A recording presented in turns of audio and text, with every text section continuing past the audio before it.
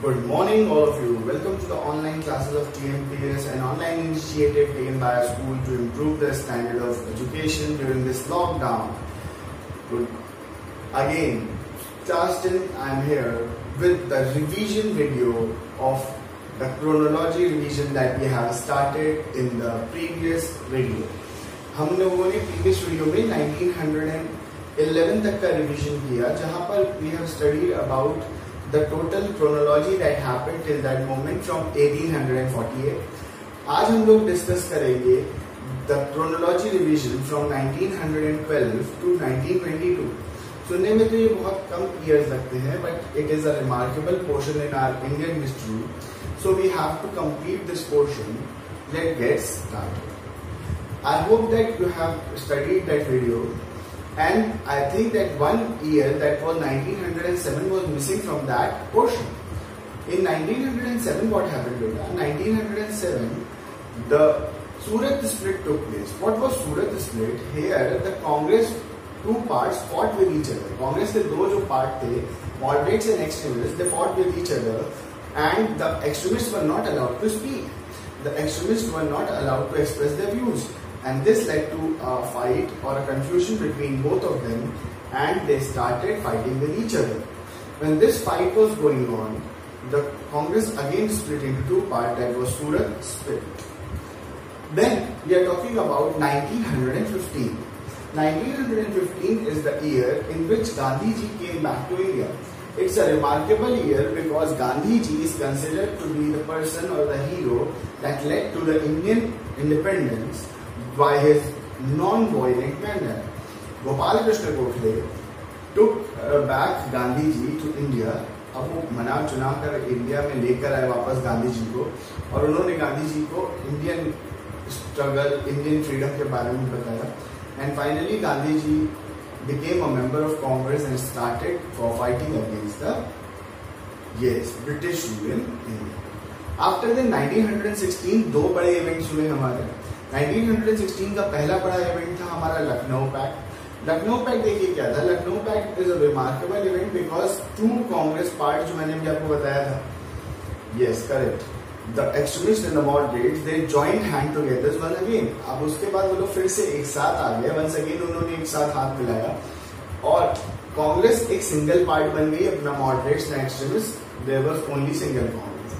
अब इसके साथ एक और रिमार्केबल इवेंट हुआ, हीट इवेंट जो लखनऊ पैक्ट है, where the Muslim League also helped the Congress. They promised to help the Congress because Muslim League को लगा कि भाई during the First World War what is happening that the Muslims were being exploited by the Britishers.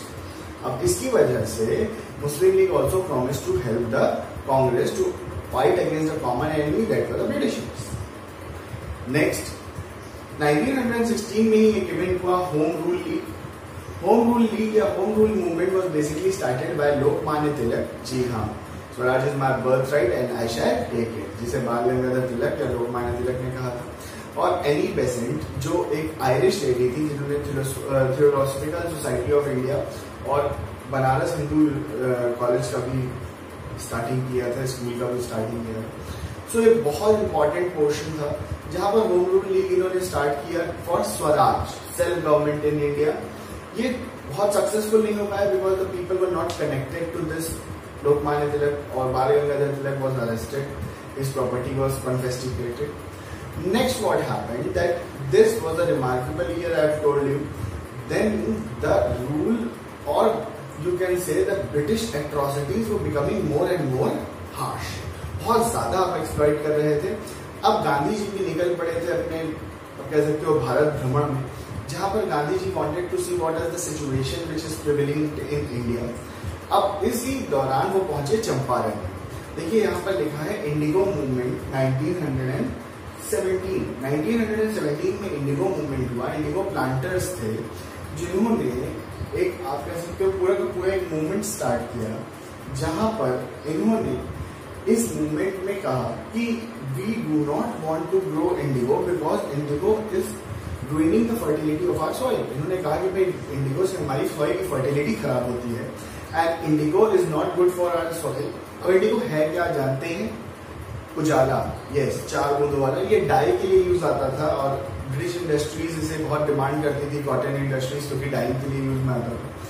अब what happened that the farmers were not getting proper amount for their crops, and they were forced to grow this crop where they did not wanted to grow this crop because it destroyed the fertility of the soil. Gandhi ji launch the satyagraha. Gandhi ji का जो सबसे बड़ा weapon था satyagraha, non violent protest, उन्होंने launch किया, and for the first time he launched it and he was successful. The British governor was forced to increase the price of the crops. अब what happened, Gandhi ji ने इसका Kheda movement किया, इसका Surat movement किया for the mill workers, and then we will be moving on to the next portion, that is 1990। बहुत ही remarkable, बहुत ही important year है। इसमें बहुत सारे इवेंट हुए हैं हमारी इंडियन हिस्ट्री में और बहुत ही इंपॉर्टेंट इवेंट्स। सबसे पहला Rowlatt act. Rowlatt act basically was there in 1919। Under this Rowlatt act बेटा, Rowlatt act was basically a act that is being launch to curb the sentiments of India. Basically क्या था कि Britishers ने promise किया था कि after the first world war will be giving you certain rights, will be giving you self independence, blah blah blah. But जैसे ही खत्म हुआ first world war, they did not wanted to give Indians anything, वो कुछ नहीं देना चाहते थे। So Britishers launch the Rowlatt act कि भाई अगर कोई ब्रिटिशर्स के खिलाफ आवाज उठाएगा तो वो उन्हें अरेस्ट करके जेल में डाल देंगे for indefinite period of 3 years, 3 सालों के लिए, बिना किसी सुनवाई के, बिना किसी पेशी के, जिसे कहते हैं ही दे नॉट बी, आप कह सकते हो सेंटेंस टू कोर्ट, कोर्ट में भी नहीं जाएंगे, कोर्ट भी नहीं सेंटेंस करेगा उन्हें, तो विदाउट एनी ट्रायल जिसे कहते हैं, उन्हें 3 सालों तक लिए जेल में डाल दिया जाएगा। इसको एक बहुत फेमस स्लोगन से जाना जाता था, नो वकील, नो अपील, नो दलील। अब ये जो इंसिडेंट था, इसके बाद जो आपका जलियांवाला बाग इंसिडेंट प्लेस किया। जलियांवाला बाग इंसिडेंट क्या था कि जब रौलत एक्ट लॉन्च हुआ तो रौलत एक्ट के बाद लोगों ने कहा कि नहीं, it is a very wrong act that is being started. तो पंजाब में क्या हुआ, पंजाब में मार्शल लॉ लगा हुआ था। 10 अप्रैल 1919 को 2 कांग्रेस के बड़े लीडर्स, एक डॉक्टर सत्यपाल और दूसरे सैफुद्दीन किचलू, इन दोनों को अरेस्ट कर ले गए ब्रिटिशर्स, और जो वहां के लोग थे उन्होंने पीसफुल डिमॉन्स्ट्रेशन, सुनिए पीसफुल डिमॉन्स्ट्रेशन में बोल रहा हूँ, ये नहीं कि लड़ाई झगड़ा, पीसफुल डिमॉन्स्ट्रेशन करने का फैसला किया बैसाखी के दिन पे, जो 13 अप्रैल को है। अब 13 अप्रैल 1919 को उन्होंने प्लान किया था कि जलियांवाला बाग में पीसफुल डिमॉन्स्ट्रेशन करेंगे, सब लोग इकट्ठा हुए।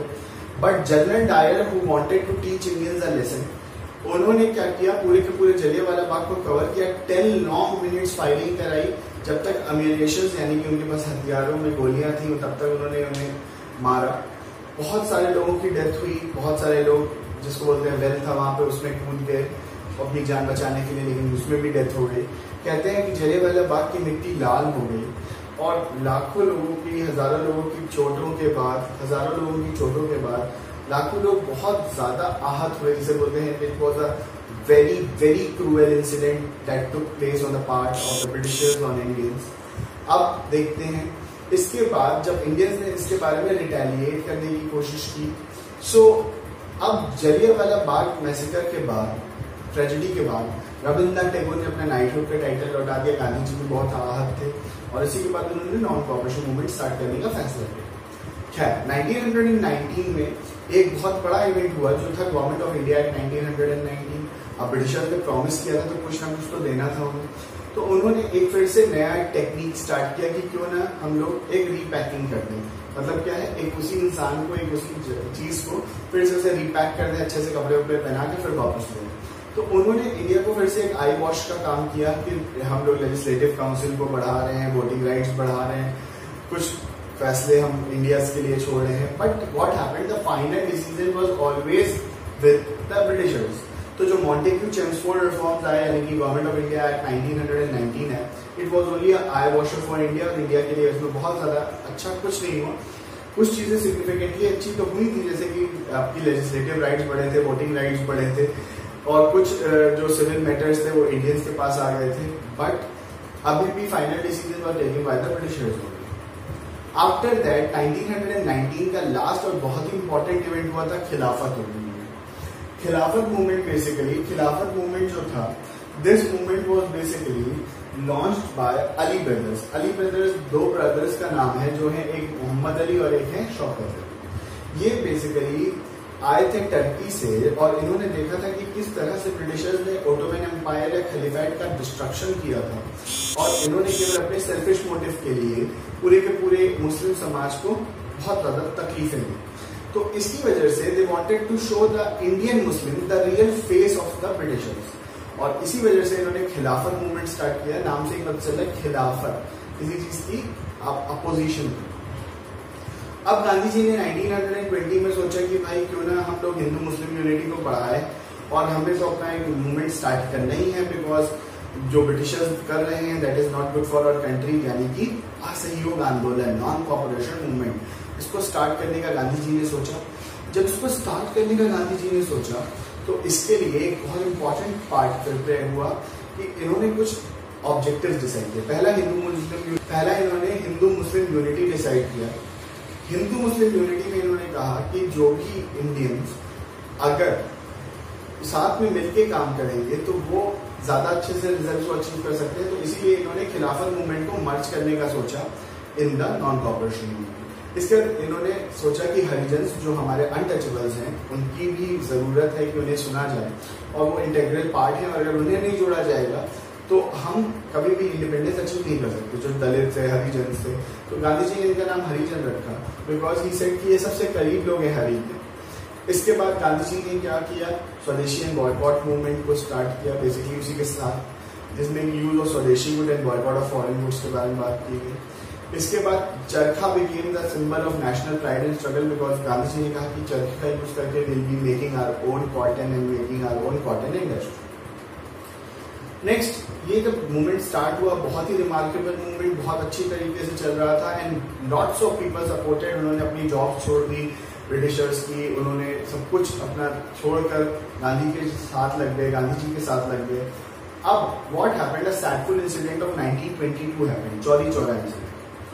अब देखिए यहाँ क्या हुआ, यहाँ पर एक ग्रुप ऑफ फार्मर्स ने 23 पुलिसमैन को बर्न अलाइव कर दिया, 23 पुलिस वालों को जिंदा जला दिया एंड उनके आर्म्स को लूट लिया। अब गांधी जी ने कहा नहीं, दिस इज रॉन्ग बिकॉज यहाँ पे वायलेंस हो गया, जबकि इट वॉज बीइंग फेल्ड कि ये एक रिटेलिएशन था।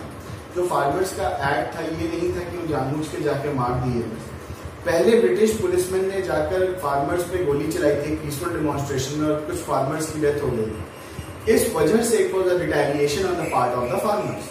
जब फार्मर्स ने इसको किया तो ये गांधी जी को स्वीकार नहीं था कि वायलेंस हो किसी भी मूवमेंट में, तो गांधी जी ने अपना मूवमेंट वापस ले लिया। Then Gandhi ji was arrested for 6 long years, sentence हुई थी, बट उनको जल्दी छोड़ दिया गया था। बट क्या हुआ कि ये जो फ्रीडम स्ट्रगल का पीरियड था, जो 22 से लेकर 28 तक का था, थोड़ा स्लैक पीरियड है जहां पर फ्रीडम स्ट्रगल की एक्टिविटी थोड़ी सी स्लो हो जाती है। यहाँ पे थोड़े से आप कह सकते हो रिपब्लिकन्स, थोड़े से आप रिवॉल्यूशनरीज की गतिविधियां बढ़ती हैं। That we'll be discussing in the next videos. I hope this video was clear to you. I'll be giving a picture of the board so that you can note down all the events and years for further revision. And study hard, stay at home, stay safe. Subscribe this channel, like this video.